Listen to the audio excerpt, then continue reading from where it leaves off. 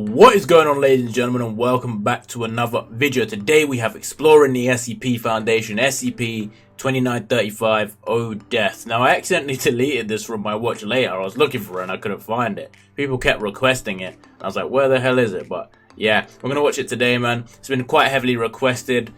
And yeah, man, I'm intrigued to see what it is all about. It can't be good. Anything with death in the name just can't be good. But we're gonna get into this video, man. If you are new, hit that subscribe button and let's go. SCP-2935. Oh Death. Life in the SCP universe continually hangs by a thread, threatened constantly by the existence of a number of dangerous and apocalyptic anomalies. These threats are countered and contained by the existence of organizations such as the SCP Foundation or the Global Occult Coalition. Depending on your perspective, their efficacy in carrying out these goals varies, but by and large, life continues. There are a number of SCPs and tales that look at potential apocalypses, but rarely with such totality as SCP-2935, a parallel dimension in which death prevailed. On April 28, 2016, an SCP Foundation site near Bloomington, Indiana, picked up a distorted and unintelligible radio signal. Believing it warranting investigation, a team traced the signal to a cave underneath a cemetery in the nearby community of Joppa. Sending a drone into the cave, the team at first didn't realize that anything I like that. They sent a drone and it just didn't go in blind. Good job, boys. Was amiss, believing that the drone simply exited out of the other end of the cave. After observing the surrounding area and picking up an undistorted version of the radio signal, however, they realized that the drone had passed through some sort of anomaly to end up in a parallel dimension of sorts. The radio signal seemed to originate from the parallel version of the nearby Foundation site, and had been looping for the last 8 days. The transmission read, "This is an automated emergency broadcast from the SCP Foundation and your national government. One or more of our sites is experiencing a communication breakdown, likely due to a containment breach of unknown magnitude. All citizens are ordered to stay in their homes as containment teams work to secure the breach. This message will broadcast from April 20th, 2016 until..." The transmission suddenly cuts out at this point and then repeats again. Mobile Task Force Epsilon 13, Manifest Destiny, were sent in to explore the anomaly, which took place over the course of 3 manned missions and 1 unmanned mission. The first mission, codenamed Gauntlet, commenced to explore the area immediately surrounding 2935's insertion point and collect any samples they could. I quite like it when they call the mission something called Gauntlet. That's pretty cool, dude. Upon entering the alternate dimension, they notice that the temperature is pleasant, the sky is cloudy, and notably, there is no living vegetation in sight, including trees, plants, and grass. So they're just dead everywhere. The surrounding area seems to be identical to the area outside of the cave in our dimension, and the team begins to travel down a road until they locate a farmhouse. Upon entering the house, they find the corpses of 3 adults and 1 child around a table, each appearing to be somewhat recently deceased. So where's a farmhouse, bro? A farmhouse is so creepy, dude. These big barns and shit, nah.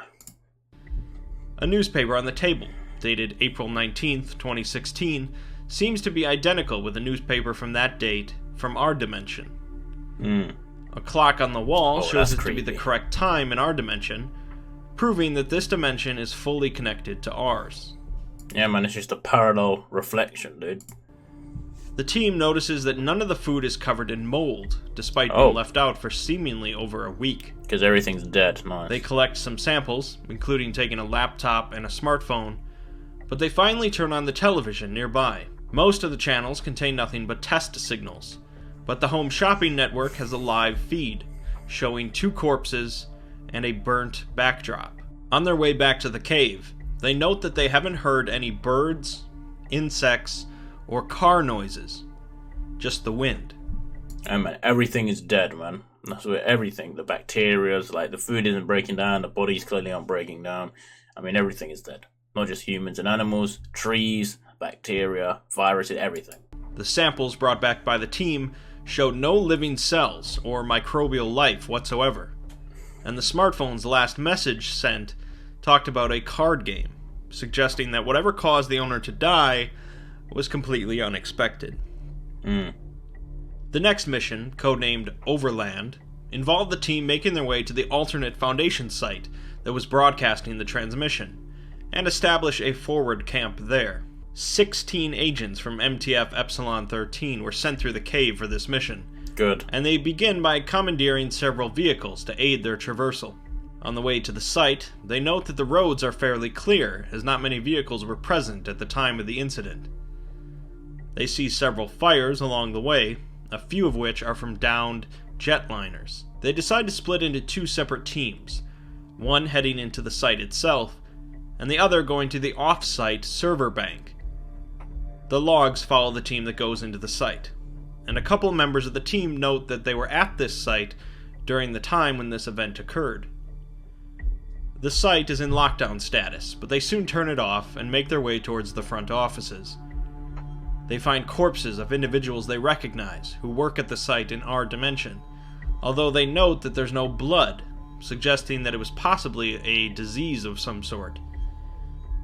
They learn that at 4 a.m. on the 20th, a routine vitals check on the site reported no response from any of the vital transmitters. The system then pinged a number of levels of staff, which failed to respond, and then locked down the site and began broadcasting the help message automatically. The team attempts to contact a couple of the artificial intelligences patched into the site, seeing that they are still running, but they receive no response from them either. Even though artificial intelligence Exploring the site, the team leader finds his own corpse, along with many other corpses. That's gotta be disturbing right now. That's gotta be very disturbing, seeing your own corpse, dude. Jesus. Of which has suffered complete cellular death. They access a computer terminal, finding an encrypted message left only 3 days ago, after the point in which everything died. They send the message back home and head into the containment wing. They check on a few SCPs, noting that they are all dead, including SCP-2936, which they refer to as the Ghost Girl. They also find one of the team members' corpses, Agent Keller, despite him not being at this site during this time frame. And more notably, the corpse has actually decomposed, unlike all of the other corpses they've found. Oh. Finally, they remember that SCP-682, the hard-to-destroy reptile, was being transferred recently, and spent a few days at this site. They head downstairs to where its containment cell would be, and open it. They find the corpse of 682, displaying no signs of life, which weirds out the team enough for them to head back topside. I mean, if 682 is dead, bro, everything is dead. The next mission, codenamed 19, has the team head to another Foundation site, Site 19. During this expedition, only one of the 16 members' recorders managed to broadcast their feed back to base, Agent Keller, incidentally the same individual whose decomposing corpse the team found last time. Because of this, we're given much less information about... Why is his the only one that was decomposing? That means he was dead before. That means he was dead long... that he was dying way before. Maybe 682 got him, you know? About this mission. They make it to Site 19 and find another emergency transmitter, although this one pings every few seconds, allowing them to confirm that the incident apparently occurred at 3:13 a.m. Eastern Standard Time. They find SCP-963, the amulet that allows for Dr. Bright's immortality, but it appears to be completely inert. They also find the broken... Even the immortality amulet doesn't work. Wow, this is serious. ...remains of the possessive mask, 035, as well as a deceased 173, the sculpture. Everything is dead, man. The ones you can't kill, all the SCPs. 173, the lizard, the mask, Dr. Bright. They also find SCP-079, which is an old artificial intelligence, which is also dead, confirming that anything resembling life died as well. It seems that the effect was completely global, affecting anything and everything that either lived or resembled life. So what happened? The log ends with Keller saying that the on-site nuke at Site-19 was tripped, and they're locked in down there. He gives the team's final goodbyes, and the transmission suddenly cuts out. Wait, what? Well, MTF E-13 was exploring Site-19. So that crew that got sent in to explore it, when they were in the site, the nuke, they tripped off the nuke and now they're stuck in there. That's fucked up, dude. An automated drone was sent into the alternate dimension in order to carry out aerial surveillance, as well as make contact with the team and collect the evidence and samples they've found. After flying a few kilometers into the air, the drone sees the surrounding area entirely devoid of life, with drifts of sand and dirt beginning to form alongside roadways and houses. The drone flies towards Indianapolis, citing a number of large fires, especially at the Indianapolis International Airport in the distance. Indianapolis itself is largely unscathed, and so the drone flies towards Foundation Site 19. After flying through a storm, the drone lands at the site, transmits its coordinates to the team, and powers down. 5 hours later, the drone is reactivated by Agent Keller, who loads a package onto the drone and then looks into the camera, saying, "I don't have any answers. I don't think there are any. I'll do this one thing and hope that fixes it. Seal it shut. You've got to lock it in here with us. I'm sorry." The drone then flies back towards the cave, and along the way, a nuclear explosion is seen at Site-19. So, what caused Agent Keller to detonate a nuke and kill off his entire team, telling the Foundation to seal up the cave? Very true. What did happen? I mean, I personally, after I saw it the first time, probably would have sealed off the cave anyway. Don't really need to know what happens, but I mean, maybe you do need to know so it doesn't happen to you, but I wouldn't really want to know, probably. Why was the alternate corpse of Keller the only one that was decomposing? And what was on that encrypted audio message they found? All of our answers can be found in the final log in the report, where we get to read the encrypted message for ourselves. The person doesn't provide their name, but mentions that it's currently April 26th, and they've managed to get back into Site-81 despite the lockdown. The rest of the message reads, "I wish I had an explanation. If I didn't still bleed, I would think I was dreaming. I've had dreams that I was dreaming, but I wake up and I'm still here.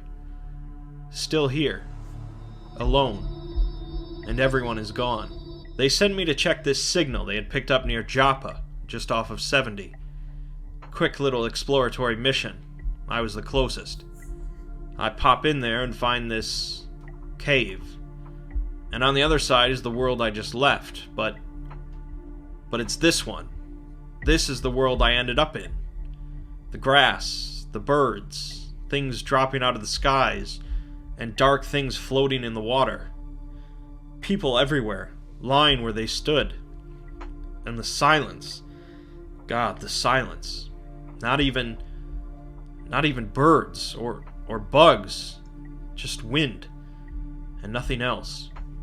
That would be eerie. I came back to report on what I had seen, and I don't have any answers. I don't think there are any. I don't even have the right words to say. This world is different from the one I saw in the cave. People are moved around. The date is different. Things are different. Because it's my world. This is the one I left. This is... My family is here, and my friends. But now... it's all gone. Oh. Everything is dead. There's no... So, this original Keller from this dead universe went into the cave, and he went in, he explored like the current universe that we would all be in, and then he just, as he went back into the cave to go back to his original world, everyone was just dead, and that's why he's the only one decomposing, right? Evil magic. There's no supernatural stars. There's no futuristic ray gun or false vacuum device or nothing. None of those things mattered. Nothing we did mattered. It's all gone. Something must have been in that cave. Something must have followed me out of there. Needed me to go in there. needed me to bring it out. Let it loose. Let it do to my world what it did to that. Maybe it's me. Maybe I was the reason. Maybe I am death. If it was in there and I brought it back, then I am death. I've got myself in a containment cell. Jammed the goddamn door shut. I'm gonna put a bullet between my eyes. Everyone else is dead. What's one more? You know, it occurs to me, if you're listening to this, you're death too. What's the sequence of events here then? It seems that the Agent Keller of this alternate universe was sent to investigate a signal near Joppa, Indiana, much like what occurred in our universe, although he was alone. He passed through the cave and entered into a dead universe. Again, similar to what our Foundation did. Right. He went back through the cave, but found his own universe to now be completely dead. Just like when he left. So that's why that guy detonated the nuke. So when he goes back through, like our Keller goes back through, everyone is not dead in that one. Assuming this happened immediately when he came back, he probably came back through the cave at 3:13 a.m. on the 20th. He makes it back to his own Site-81 and records this message, realizing that something within the cave, or within that other universe, needed him in order to travel to a fresh universe.